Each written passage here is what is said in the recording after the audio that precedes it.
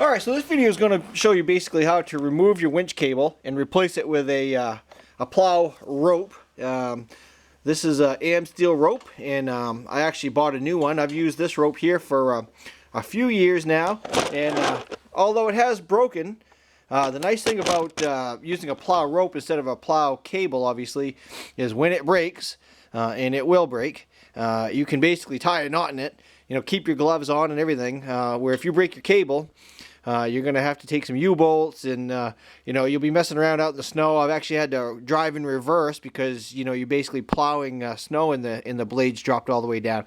So let's get started.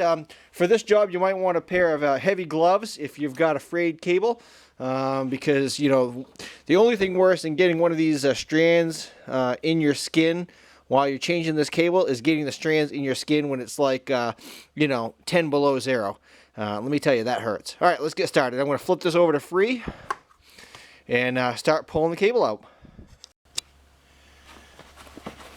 Now, if yours doesn't pull freely, you may need to actually use the winch and back it out.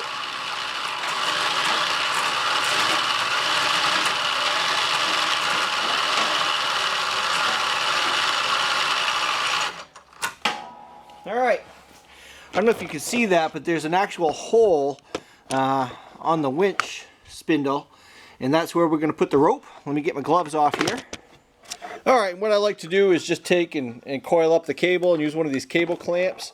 These are real handy. If you don't have some, just go buy a few.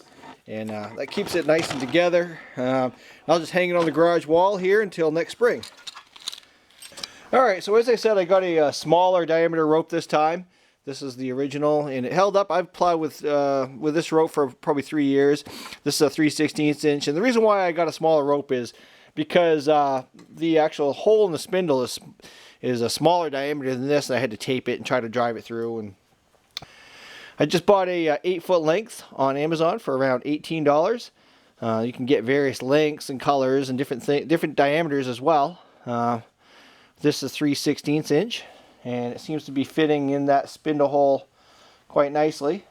Okay, what I'm going to do now is actually fire up the four-wheeler so I don't drain my battery down, and actually wind this thing in and kind of feed it by hand.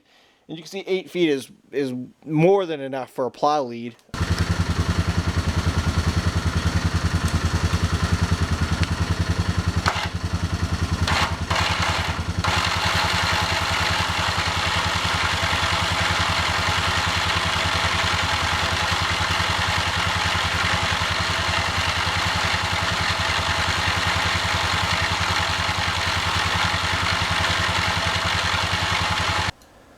Alright, so what I decided to do is actually mount the rope. The original U-bolt that came with this plow assembly is broken.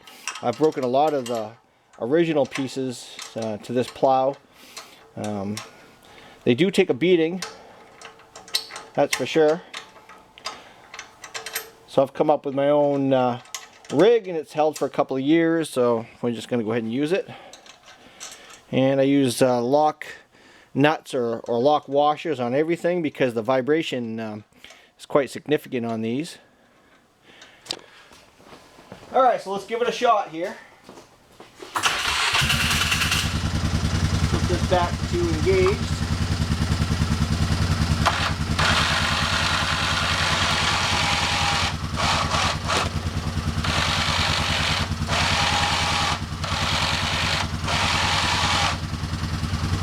Okay, so the biggest reason why these break actually is from over tightening. So you might want to take a small U-bolt or something and actually put it here so you'd be able to hear it when it hits the fair lead.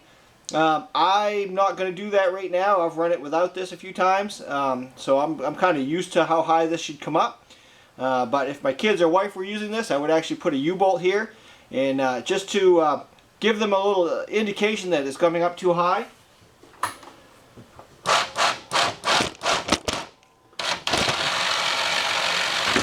That's it. Hopefully this video has been helpful. Leave questions in the comments below. I'll be changing the line on the brute force here, the next wheeler over, and I'll put a link to that video right here. Good luck and happy plowing. Thanks for watching.